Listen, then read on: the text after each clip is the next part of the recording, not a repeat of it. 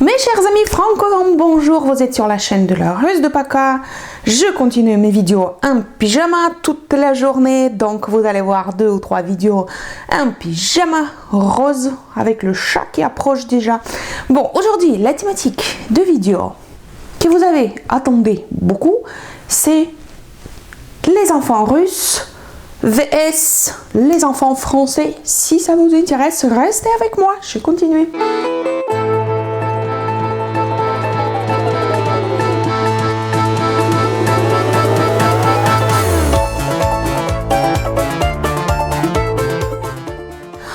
Alors, j'ai déjà fait une vidéo pareille, mais c'était pour les hommes français contre les hommes russes. Je veux faire aussi la vidéo les femmes françaises contre les femmes russes. Mais aujourd'hui, on va parler des enfants français russes. Et on va faire aussi les vidéos les chats français contre les chats russes ou pas un jour. Allez, c'est parti. On peut dire, mais c'est quoi la différence? Les enfants, c'est les enfants. Mais en fait, il y en a plein de choses. Plutôt, c'est l'éducation des enfants françaises et l'éducation des enfants russes. C'est ça qui compte. Donc, pour vous dire la vérité, je ne veux pas dire que un pays ou l'autre qui fait éducation de ses enfants mieux que les autres, par exemple. Donc, je ne veux pas donner mon propre avis, je veux juste expliquer comment ça se passe en Russie et comment est la différence entre les enfants, l'éducation russe et français. On va commencer par le jour d'accouchement ou peut-être mieux par la grossesse parce que l'enfant, il existe à partir du premier jour de coup. Hein, on peut dire comme ça, de petits coups. Ça commence à partir de rapport. Oui, il y a 3 ou 4 jours après et votre petite graine, elle commence sa vie.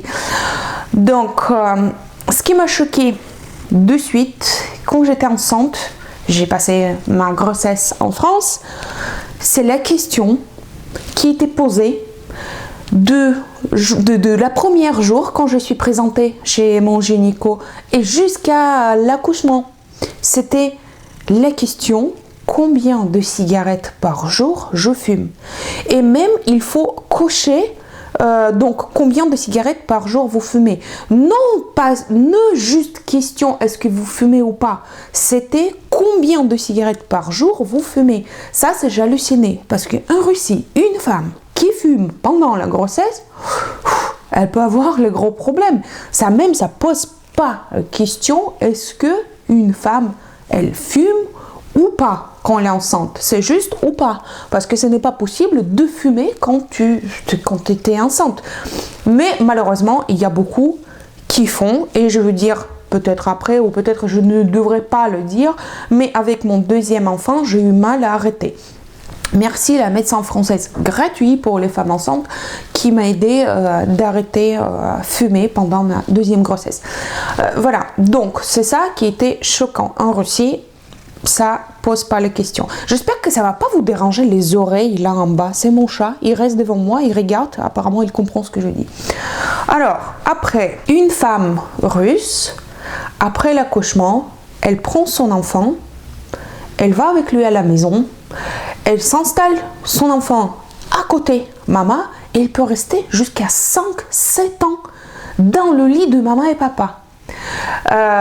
Pour vous dire la vérité, quand mon mari il nous ramenait moi et mon fils à la maison et qu'il m'a dit que 24 heures après il m'a dit qu'il faut le mettre dans sa chambre, j'ai tremblé comme ça. Mais je dis mais comment ça, elle est tout petit bichou et il devrait rester à côté de moi tout le temps. Mais lui il a dit que c'est comme ça et aujourd'hui finalement je ne regrette pas parce que ma fille elle est restée jusqu'à 6 mois à côté du lit et là elle a 2 ans et demi, elle est très accrochée et elle vient toutes les nuits et elle revient dans mon lit parce qu'elle veut dormir avec moi et ça dérange un tout petit peu notre couple, si on peut dire cette situation comme ça. Donc voilà, une maman russe, elle peut dormir avec l'enfant dans son lit jusqu'à très tard. Aussi, une chose particulière ici, les questions qui m'ont choquée pendant l'accouchement également, est-ce que vous voulez allaiter? Bam! Par la nature, c'était fait comme ça. Un bébé qui est né, ouvrir, donner, et jusqu'à, comme en Russie, parfois jusqu'à 3 ans. Aujourd'hui, quand je vois ma fille à 2 ans et demi qui parle, qui est déjà une personnage indépendant, vous voyez, je n'imagine pas qu'elle peut continuer à sucer des nichons. Voilà, c'est la différence quand même, parce qu'une femme russe, elle va allaiter jusqu'à un moment quand ce n'est plus possible d'avoir du lait. Et la première chose qu'ils font les femmes russes après l'accouchement, ils boivent beaucoup de l'eau et de tisane, parce que la question est-ce que tu as du lait, ça va se poser, je veux dire, quand la femme russe elle accouche, toute la famille, tous ces personnages d'entourage, tous ses amis, la première question, est-ce que tout s'est bien se passer? Deuxième question, est-ce que tu as du lait? Voilà, ça se pose pas la question, est-ce qu'elle va allaiter ou pas? Oui, elle va allaiter. Donc, jusqu'à tard, d'accord? Peut-être jusqu'à 3 ans, c'est extrémisme un peu, mais jusqu'à, moi je dis 1 an, c'est sûr, 1 an et demi, c'est beaucoup plus suivant. Ici, j'ai vu que les mamans françaises, si elle a allaité jusqu'à 3 mois, elle est déjà heureuse ici. Heureux, non pas heureux, heureuse, et elle est quelqu'un, elle a fait quelque chose de très important dans la vie. Donc voilà, allaitement, une femme allaite jusqu'à très tard. Une femme russe, elle dort avec son enfant jusqu'à très tard. Par contre, la liberté des enfants après. Ici, en France, on pense que l'enfant il a beaucoup de liberté parce qu'on le ramène chez ses copains. Par exemple, il a droit d'inviter ses copains chez lui. Il a droit d'avoir, je sais pas, l'argent de poche, des téléphones, etc. Et tout. En Russie, un enfant, il est très accroché à sa maman et donc il n'a pas d'autorisation à faire beaucoup de choses sans demander sa mère. Voilà, donc vous voyez, il y a quand même un petit équilibre. Mais là aujourd'hui, par exemple, mon fils, il a 6 ans.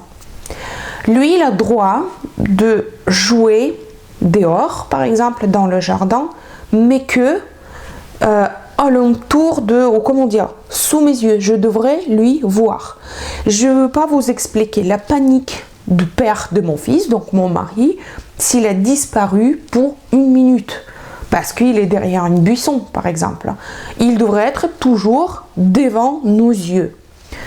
Les enfants russes, je ne parle pas des villes, parce que dans les villes, c'est une autre histoire aussi, mais par contre, les enfants dans les villages, 2 ans, voilà, il dit « Maman, je vais se promener », il ouvre la porte, il sort, il va où il veut. Voilà, et il revient quand on le veut. En plus, si vous vous souvenez, je vais vous expliquer qu'on ne mange pas à l'heure précise, donc il peut rentrer à un moment de dire « Maman, est-ce que je peux manger quelque chose ?» Voilà, il le serve une petite assiette de cacha. Par exemple, l'enfant, il mange et il part encore. Donc, si on parle de la liberté, je ne sais pas qui a plus de liberté quand même. Parce que vous voyez qu'un enfant français, il a plus de choses à faire, mais il reste sous la surveillance de ses enfants, de ses parents jusqu'à tard. Hein. Voilà, en Russie, vous pouvez voir l'enfant 5 ou 6 ans qui va toute seule quelque part. Au magasin, par exemple, maman elle l'a envoyé d'acheter le pain. Ici, je n'ai jamais vu un enfant de 5 ans qui se promène toute seule. Voilà, donc c'est différence. Vous voyez, j'essaie finalement de donner l'information objective et pas subjective. Je voulais pas que vous compreniez qu'est-ce qui est mieux et qu'est-ce qui est pas mieux, parce que je veux pas que... Ça fait encore la guerre de commentaires, ça j'aime pas du tout. Voilà, donc ici on a dit la différence. Après, comme j'ai déjà expliqué, l'école. À l'école, un enfant il va à 6, 7, parfois 8 ans. Avant, il reste à la crèche. À la crèche, il n'apprend pas les lettres, il n'apprend pas les chiffres, il n'apprend pas le compter, par exemple. D'accord, il dessine tout ce que vos enfants ici en France, ils font jusqu'à 3 ans. Par contre, je donnais ma fillette à 4 mois et demi à la crèche. Vous ne pouvez pas imaginer, même pas pour 1 gramme, quelle merde était sur ma tête de la part de mes spectateurs russes. Vous ne pouvez pas imaginer. Parce que pour eux, je suis une maman qui trahit son enfant à 4 mois et demi de le donner aux autres femmes. Chez nous, il y a, bien sûr, il y a des femmes qui sont obligées de donner ses enfants assez tôt à la crèche, mais c'est vraiment rare. Et dans les groupes de crèche, il y a maximum 3 bébés. Vous comprenez ce que je veux dire? Donc voilà, pour une maman russe qu'on fait ici en France, qu'on donne les enfants avant 3 ans quelque part, c'est choquant. Par contre, vous pensez de suite, ah oui, donc ça reste un bébé jusqu'à 6-7 ans. Non, parce qu'aujourd'hui, j'ai une autre, entre guillemets, merde sur ma tête par rapport de l'éducation de mes enfants qui grandissent en France. Je vous rappelle que j'ai une chaîne en russe, mais je pense pas que ça peut vous intéresser trop parce que c'est des vlogs, qu'est-ce que je mange, à quelle heure, etc. Donc il n'y a rien à voir là-bas, mais pour les Russes, c'est une information intéressante. Donc, eux, ils ont vu que ma fille, à 2 ans et demi, 2 ans et quelques mois, elle porte toujours la couche et qu'elle a la tétine. Vous ne pouvez pas imaginer. Et il m'explique quel problème je peux avoir par rapport aux dents, par rapport de plein de choses et pourquoi c'est choquant pour eux que mon enfant a 2 ans et demi toujours en couche. J'ai essayé plusieurs fois d'expliquer que c'est comme ça, que ici les enfants jusqu'à 3 ans ils peuvent tout à fait d'avoir possibilité de faire ses besoins de toilette dans la couche et c'est tout à fait normal et que la sucette un jour ou l'autre de toute façon il va enlever son sucette. Je n'ai pas vu les enfants à 15 ans avec la sucette et en couche. Voilà, j'ai essayé d'expliquer mais c'est absolument pas normal. Dès que bébé il peut s'asseoir, maman russe enlève la couche. Voilà, et il le propose d'y aller faire ses besoins aux toilettes, dans le pot, ok? Avant de se promener, elle va le proposer d'y aller aux toilettes. Avant de coucher, elle va le proposer de faire les toilettes et même plusieurs fois dans la nuit, elle va lui réveiller pour ce qu'il fasse son toilette. Je ne sais pas si c'est bien ou pas. Parce que moi, pour vous dire la vérité, un exemple privé, ma fille, elle n'a pas fait ses nuits jusqu'à 2 ans. Donc si en plus aujourd'hui là j'ai juste commencé à dormir un peu parce que vous imaginez que pendant 2 ans je n'ai pas fait une seule nuit entière, c'était très compliqué et donc aujourd'hui si j'ai besoin d'enlever la couche et la réveiller chaque 2 ou 3 heures pour qu'elle fasse son toilette, moi je ne suis pas d'accord, je préfère qu'elle fait tout ce qu'elle voulait faire dans la couche et le matin je le change, voilà, donc je ne sais pas qu'est-ce qui est bien, qu'est-ce qui est pas bien. Vous voyez qu'il y a des choses qui choquent les mamans russes et les mamans françaises. Donc on va aller plus loin. Pour les bébés, on a déjà parlé. Pour les enfants qui a droit de sortir à partir de 2 ans pour se promener quelque part, aussi on a parlé. On va parler les enfants un tout petit peu plus grands. Maman russe, elle va toujours essayer de donner son enfant à toutes les activités possibles. Et les enfants qui sont à l'école quand même jusqu'à 13 h, après 13 h, ils font plein d'activités. Maman elle le conduit ici, après ici, ils font tout. Le tennis, le dessin, les tricotage, tout ce que vous voulez, d'accord? Et après, vers, je sais pas, quand il finit l'école, il choisit ce qu'il veut choisir. Et si je vois que les mamans aussi, ils essayent de faire des activités pour les enfants, mais c'est beaucoup plus calme et doucement, parce que si un enfant voulait pas faire ça, même si c'était payé déjà pour 1 an, très bien, tu voulais pas faire ça, on va faire une autre chose. En fait, c'est mon avis, et voilà, donc mes enfants sont, en tout cas un enfant qui choisit déjà qu'est-ce qu'il voulait faire, ça lui plaît, il fait le tennis. Et voilà, mais je veux pas le proposer une autre activité. Les mamans russes aussi, ils font le concours par rapport de... par rapport de pouvoir de ses enfants. Les mamans russes, ils vont parler que de ça. Mon enfant, elle a fait ça, et regardez ses notes, et regardez ça, et regardez ça. Donc, elle va tout expliquer, toute sa vie de son enfant, pour montrer qu'il est meilleur que les autres. Voilà, c'est un concours des enfants. On va aller encore plus loin, les enfants qui sont déjà adolescents, par exemple.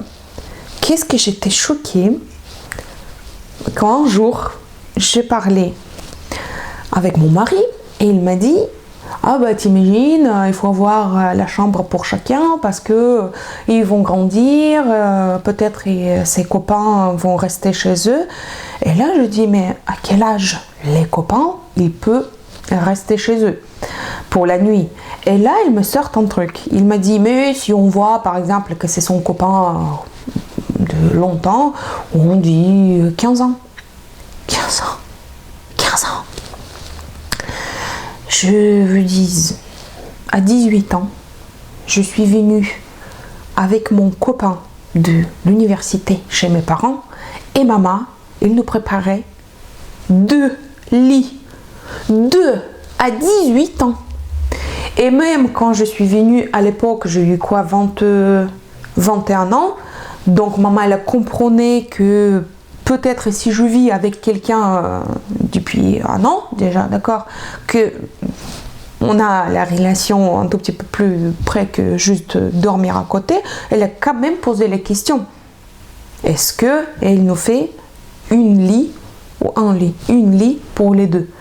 Donc voilà, je ne sais pas qui est plus libre comme enfant finalement en Russie ou en France. Je ne sais pas si je peux encore ajouter quelque chose. S'il reste des questions, n'hésitez pas. Le mettez en commentaire. C'était la Russe de Paka. Abonnez sur ma chaîne, abonnez sur mon Instagram. Et moi je veux dire Paka en russe, c'est-à-dire ciao.